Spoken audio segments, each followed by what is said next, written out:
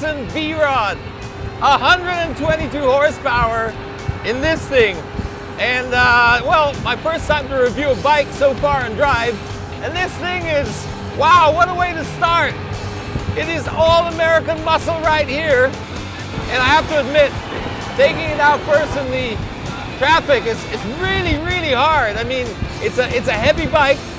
First thing you'll notice is you've got this different riding position that you would have in normal Japanese bikes or European bikes. It's got a somewhat traditional Harley feel to it where your feet are in front quite dramatically, but you don't have the chopper handlebars here. It's still, as you can probably see now, somewhat of an awkward, unnatural position, but eventually you do get used to it. But it's great for cruising like this. When you're sitting like on the highway and having fun, this is a nice position. When you're in the traffic, a little bit different. You know, when you have to keep putting your foot down to balance yourself, it's a different story altogether. But one thing about this bike is the power is just insane. If I drop it down, oh!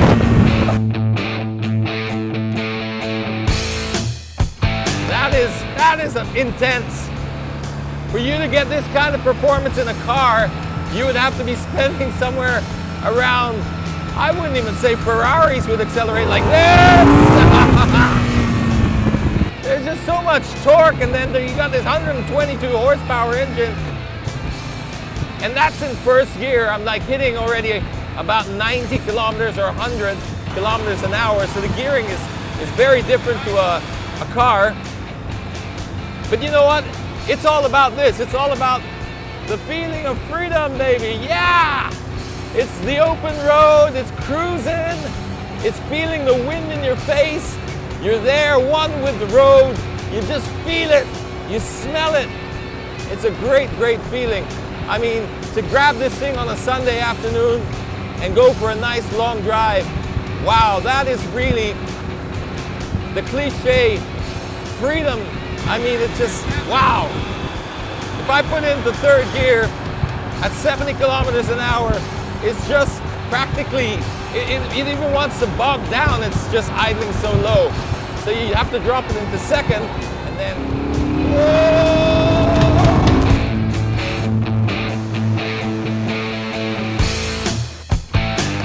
Now once you're out in the open road, the weight that you complain about in the city becomes a real benefit to you. You really feel like you're stable, super stable.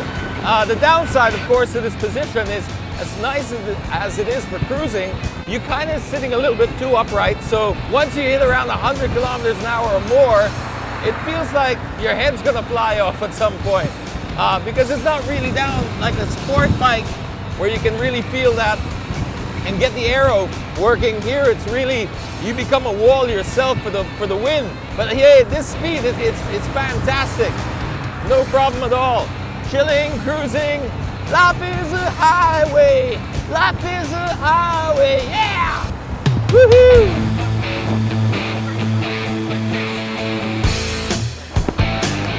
This thing also has double Brembos up the front, twin discs.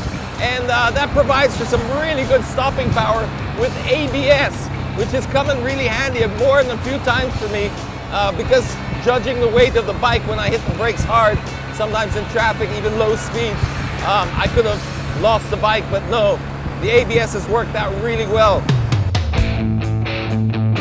But the biggest thing about this bike, I mean the best part really, is what you don't see in the brochure, something they can't list down. There's just no field for that in the spec box, is the amount of stairs that you get. It's ridiculous. I mean, I can't remember getting this many stairs even in like supercars. People are just like genuinely happy to see this bike for some reason. Always thumbs up.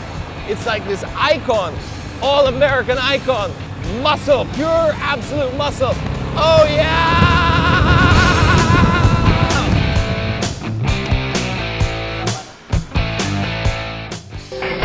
Coming up after the break, we take a look at the all-new Nissan Navara.